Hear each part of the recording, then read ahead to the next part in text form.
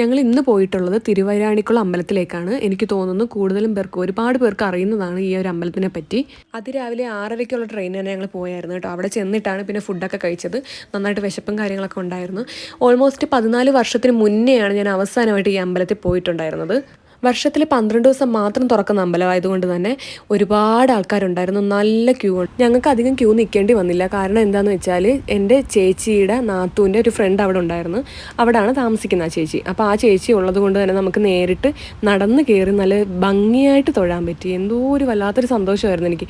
കാര്യം ക്യൂ കണ്ടിട്ട് എനിക്ക് തല കറങ്ങുവാണോ എന്തൊക്കെയോ പോലെ. അത് കണ്ടില്ലേ, ആ പുഷ്പാഞ്ജലി പ്രസാദം എന്ന് എഴുതിയിരിക്കുന്നിടത്ത് ക്യൂ കണ്ടില്ലേ? എൻ്റെ പൊന്നേ, ഇന്നെങ്ങും വരാൻ പറ്റത്തില്ലായിരുന്നു ഞങ്ങൾ ആ ക്യൂവിൽ പെട്ടിരുന്നെങ്കിൽ. പിന്നെ നമ്മൾ വഴിപാടൊക്കെ നടത്തി. വഴിപാട് മഞ്ഞൾപ്പറയാണ് അച്ഛനെയും മോനെയും കൊണ്ട് നടത്തിച്ചത്. അതൊക്കെ കഴിഞ്ഞ് ഞങ്ങൾ നേരെ പുറത്തേക്ക് ഇറങ്ങി. നേരെ പുറത്തോട്ട് ഇറങ്ങി വരുമ്പോഴത്തേക്കും കുറേ സാധനങ്ങളൊക്കെ ഇങ്ങനെ വിൽക്കാൻ വെച്ചിട്ടില്ലേ.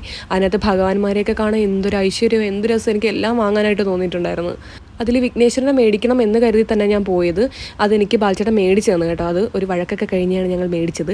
സത്യം പറഞ്ഞാൽ ലക്കിയായിട്ട് പോയി കഴിഞ്ഞാൽ അറിയാമല്ലോ, കളിപ്പാട്ടങ്ങൾ മുഴുവനും അവന് വേണം. അതിനകത്തുനിന്ന് ഒരെണ്ണം എങ്ങനെയൊക്കെയോ വാങ്ങിച്ച് നല്ല റേറ്റുള്ളൊരു കളിപ്പാട്ടം തന്നെയാണ് മേടിച്ചത്. അമ്മയും വല്യമ്മമാരൊക്കെ ഞെട്ടിയിരിക്കുമായിരുന്നു, ഈ ചെറുക്കൻ എന്തൊരു സ്വഭാവമാണ് ഇതെന്നൊക്കെ പറഞ്ഞിട്ട്. പിന്നെ ഞങ്ങൾ നേരെ പോയത് അന്നദാനം കഴിക്കാനാണ്. അവിടുത്തെ കഞ്ഞിയും കറിയും കുഴയുമായിരുന്നു. അത് കഴിച്ചു. എല്ലാവരും വയറ് നിറച്ച് തന്നെ കഴിച്ചു. പിന്നീട് വിശന്നില്ല അധികം. പിന്നെ ഞങ്ങൾ തൊട്ടപ്പുറത്തുള്ള ഒരു കൃഷ്ണൻ്റെ അമ്പലത്തിലും കൂടെ കയറിയായിരുന്നേ. കൃഷ്ണൻ്റെ അമ്പലത്തിൽ കയറി കുറേ നേരം അവിടേക്ക് ഇരുന്നു.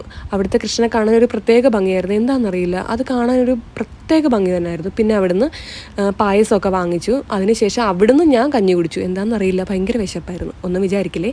അതിനുശേഷം എൻ്റെ മോൻ കളിപ്പാട്ടം വാങ്ങിയെന്ന് പറഞ്ഞില്ലേ, ആ കളിപ്പാട്ടം അവിടെ വെച്ച് തന്നെ പൊട്ടിച്ച് ട്രൈ ചെയ്ത് നോക്കുന്നതാണ് നിങ്ങൾ ഈ കാണുന്നത്.